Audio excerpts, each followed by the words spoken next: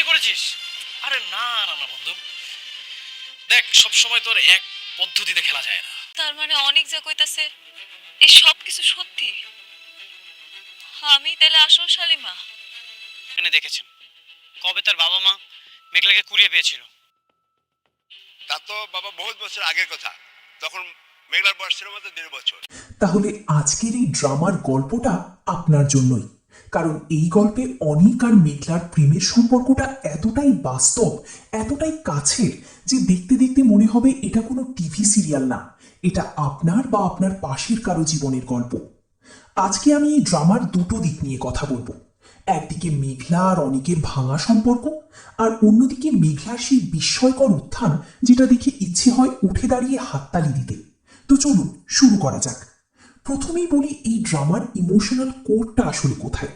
এই পুরো গল্পের কেন্দ্রে আছে একটা প্রশ্ন: ভালোবাসা কি বিশ্বাসঘাতকতার পরেও টিকে থাকতে পারে? অনেক মেঘলাকে ভালোবাসে, এটা পুরো ড্রামা জুড়ে স্পষ্ট, কিন্তু রাতুলের বিশ্বাসঘাতকতা তার বুকে যে ক্ষত তৈরি করেছে, সেই ক্ষতের ওপর মেঘলার বারবার আঘাত লাগছে বলে অনেকের মনে হচ্ছে। যদিও মেঘলার নিজের কোনো দোষ নেই, এখানেই এই ড্রামার আসল ট্র্যাজেডি। দুজন মানুষ দুজনকে ভালোবাসে, কিন্তু তৃতীয় পক্ষের চক্রান্ত আর ভুল বোঝাবুঝি তাদের আলাদা করে রেখেছে। মেঘলা যখন সাব্বির ভাইকে ধরে এসেছিল অনিকের সাথে দেখা করতে, তার হাতে প্রেমের উপহার, বুক ভর্তি কথা, তখন অনিক তাকে কি বলল? কি বলবে তুমি?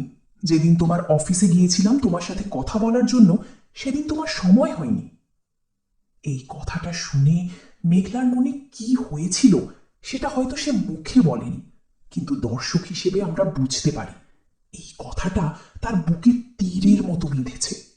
কারণ মেঘলা যদি জানতো অনিক এসেছিল, সে কি দরজা বন্ধ করে রাখতো? কখনো না।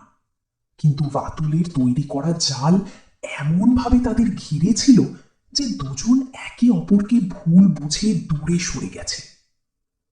মেঘলার যে দৃঢ়তাটা এই ড্রামায় সবচেয়ে বেশি আমাকে মুগ্ধ করেছে, সেটা হলো সে একবারের জন্যও নিজেকে ছোট করেনি।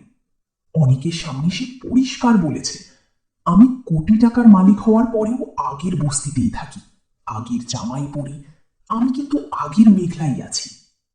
এই কথাটা শুনে অনেকের মনে কিছু একটা হয়েছিল। দর্শক হিসেবে সেটা আমরা টের পাই, কিন্তু অনেক সেটা প্রকাশ করেনি, কারণ অনেক এখন বৃষ্টিকে বিয়ে করেছে, সেই সংসারের দায়িত্বে আছে। আর এখানেই এই ড্রামার সবচেয়ে বড় দ্বন্দ্বটা।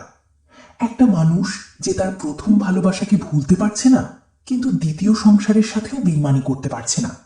এই দুটোর মাঝে আটকে আছে অনেক। আর বৃষ্টির চরিত্রটা, বৃষ্টি নিজেও জটিল। সে যে ভুল করেছে সেটা সে স্বীকার করে, কাঁদে, অনেকের কাছে ক্ষমা চায়, কিন্তু তার একটা বড় কষ্ট আছে, সে মা হতে পারবে না। একজন মেয়ের জন্য এই কষ্টটা কতটা গভীর সেটা যে বুঝবে, সে কখনো এই দৃশ্যটা দেখে চোখের জল আটকাতে পারবে না। বৃষ্টি যখন বলে, আমার বিশ্বাস আমি একদিন মা হতে পারবো, আল্লাহর কাছে বারবার চাইলে তিনি শুনবেন, এই একটা মুহূর্তে বৃষ্টিকে ঘেন্না করা অসম্ভব হয়ে পড়ে। সে ভুল করেছে, হ্যাঁ, কিন্তু সে মানুষ, আর এই ড্রামা সেটাই মনে করিয়ে দিচ্ছে। সাব্বির ভাইয়ের ক্যারেক্টারটা নিয়েও একটু বলা দরকার। এই মানুষটা এই ড্রামায় একটা নীরব নায়কের ভূমিকায় আছেন।